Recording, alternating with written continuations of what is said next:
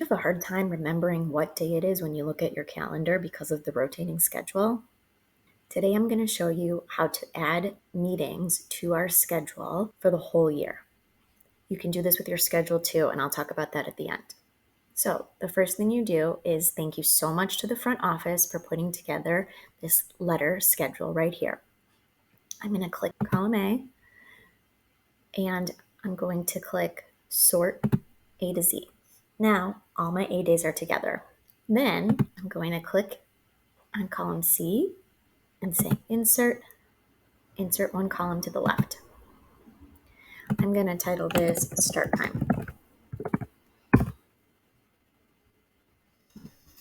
Now, for example, I know that on A day, we have long advisory from 8:20 to 9:15.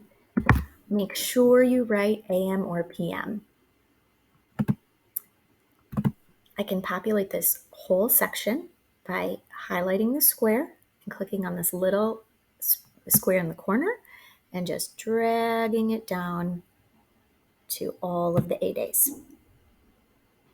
Then I'm going to change this from A day to long advisory and drag it down. Now we're not free at this time. So I can do the same thing where I type it in here and drag it down, or I can press Control F for find, look for free, click on the three dots, and replace it with I want to replace it just on this sheet, and I want to replace all. Now on my calendar, it'll show that I'm busy at this time. Once I have this all done, I can go through and fill in what other recurring meetings happen on different letter days. Once I finish, I'm going to go to File, Download, comma separated values, or CSV. I'm going to move it to my desktop by dragging it over. And now I'm going to go into my Outlook calendar. The only way you can upload a CSV file is by using the app, not the web version. You go to File, Open and Export, Import, Export, Import from another program or file, comma separated values, and then browse for the file.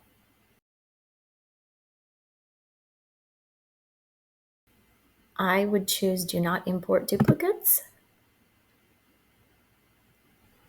Go to Next. Make sure Calendar is selected, the calendar that you want. You may have more than one calendar, so pick the one you want. Click Next. And now it's going to look like this. Double click on the file, and it's going to ask you to drag these things over. So your event is your subject, your date is your start date, your time is your start time, and then show as is at the bottom, show time as.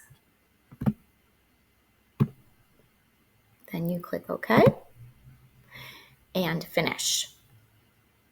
I'm not going to do it because I already did it for my calendar, but when you're done, you have all your dates for the whole year on your calendar, and you didn't have to go type them in one at a time. Now, you can do this for your own schedule as well.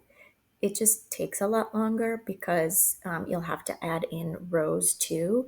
Each class period has to be its own row with its own time. What I did was I went through and did A through F, and then I just copied all the A's to the A days and all the B's to the B days.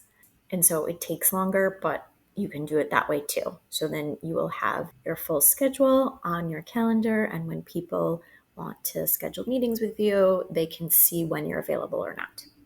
I hope that helps. Have a great school year.